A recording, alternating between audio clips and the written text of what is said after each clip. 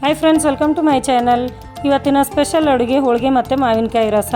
ಹೋಳಿಗೆ ಮಾಡೋದಕ್ಕೆ ಎಲ್ಲ ರೆಡಿ ಮಾಡ್ಕೊಂಡಿದ್ರು ನಾನು ಹೋಗೋಷ್ಟರಲ್ಲಿ. ಯಾಕೆ ಇದನ್ನು ಇವತ್ತು ಮಾಡ್ತಾ ಇದ್ದಾರೆ ಅಂತಂದರೆ, ನಮ್ಮ ಅಣ್ಣಂದು 18ನೇ ವರ್ಷದ ವೆಡ್ಡಿಂಗ್ ಆ್ಯನಿವರ್ಸರಿ. ಹಾಗೆ ಅದರ ಜೊತೆಗೆ ಮೊನ್ನೆ ತಾನೇ ನಾನು ಎಲ್ಲ ವೀಡಿಯೋಸ್ಗಳನ್ನು ಶೇರ್ ಮಾಡ್ಕೊಂಡಿದ್ದೀನಿ ಅಲ್ವಾ. 25th ವೆಡ್ಡಿಂಗ್ ಆ್ಯನಿವರ್ಸರಿಯನ್ನು ನಮ್ಮ ಅಕ್ಕ ಮಾಡ್ಕೊಂಡಿದ್ರು. ಹಾಗಾಗಿ ಅವರನ್ನು ಫಸ್ಟ್ ಟೈಮ್ ಅದಾದ ನಂತರ ಮನೆಗೆ ಬರ್ತಾ ಇದ್ದಾರೆ ಊಟಕ್ಕೆ ಅಂತಂದ್ಬಿಟ್ಟು ಹೋಳಿಗೆ ಮತ್ತು ಮಾವಿನಕಾಯಿ ರಸನ ಮಾಡಿದರು. ಹಾಗೆ ಎಲ್ರಿಗೂ ಕೂಡ ಇಷ್ಟ.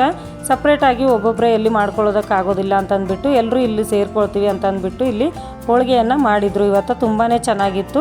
ಅದಾದ ನಂತರ ಇಲ್ಲಿ ಸಂಜೆ ಕೇಕನ್ನು ತರಿಸಿದ್ರು. ಹಾಗೆ ಯಾರ್ಯಾರೆಲ್ಲ ಈ ಸೀಸನಲ್ಲಿ ಮಾವಿನಕಾಯಿ ರಸನ ಟ್ರೈ ಮಾಡಿದ್ದೀರಾ ಹೋಳಿಗೆ ಜೊತೆಗೆ ಅಂತ ಕಮೆಂಟ್ ಮೂಲಕ ತಿಳಿಸಿ. ಹಾಗೆ ಯಾರ್ಯಾರಿಗೆಲ್ಲ ಇಷ್ಟ ಅಂತ ಕೂಡ ತಿಳಿಸಿ. ಇಲ್ಲಿ ಆಲ್ರೆಡಿ ಆ್ಯನಿವರ್ಸರಿ ಸೆಲೆಬ್ರೇಷನನ್ನು ಸ್ಟಾರ್ಟ್ ಮಾಡ್ಕೊಂಡಿದ್ದೀವಿ, ನೋಡ್ತಾ ಇದ್ದೀರಾ. ನಾವೆಲ್ಲ ಅಕ್ಕ ತಂಗಿಯರು ಒಂದೇ ಊರಲ್ಲಿ ಇರೋದ್ರಿಂದ ಈ ಥರ ಅವಕಾಶಗಳು ಪದೇ ಪದೇ ಸಿಗ್ತಾ ಹೋಗುತ್ತೆ.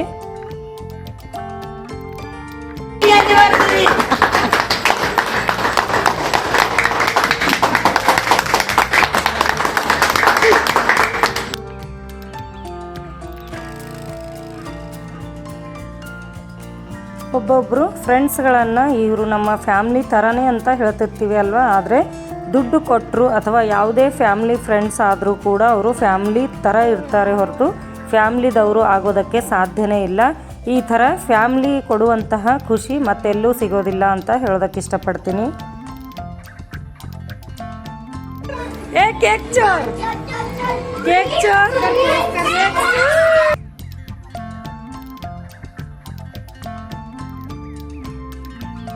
ತಾಯಿ ತಂದೆ ಇರೋ ತನಕ ಎಲ್ಲ ಮಕ್ಕಳಿಗೂ ಕೂಡ ಒಂದೇ ಕಡೆ ಕಟ್ಟಿ ಹಾಕುವಂತಹ ಪ್ರಯತ್ನ ಮಾಡ್ತಾರೆ. ಅದೇ ಥರ ನಾವು ಕೂಡ ಮುಂದೆ ಎಫರ್ಟ್ಸನ್ನು ಹಾಕ್ತಾ ಹೋಗಬೇಕು ಅಂತ ಹೇಳೋದಕ್ಕೆ ಇಷ್ಟಪಡ್ತೀನಿ.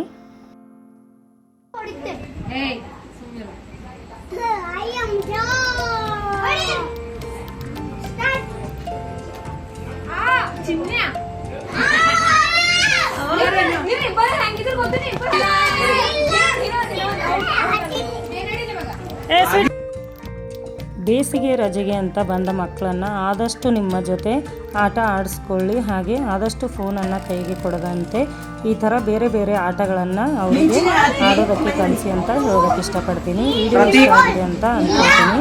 ಇಷ್ಟ ಆದರೆ ಲೈಕ್ ಮಾಡಿ, ಶೇರ್ ಮಾಡಿ. ಮತ್ತೆ ಸಿಗ್ತೀನಿ ಮುಂದಿನ ವಿಡಿಯೋದಲ್ಲಿ.